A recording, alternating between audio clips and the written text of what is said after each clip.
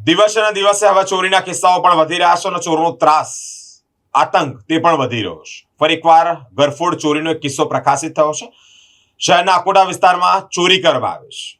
મોટરસાયકલની ચોરી કર્યા બાદ એક બંધ મકાનમાં આ તસ્કર એટલે કે આ ચોર ત્રાટક્યો છે. બંધ મકાનમાં ગરફોડ ચોરી કરી છે.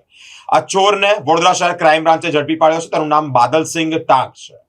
તેની પાસેથી જ 1,26,000 કરતા પણ વધુ મુદ્દામાલ પોલીસે કબજે કર્યો છે.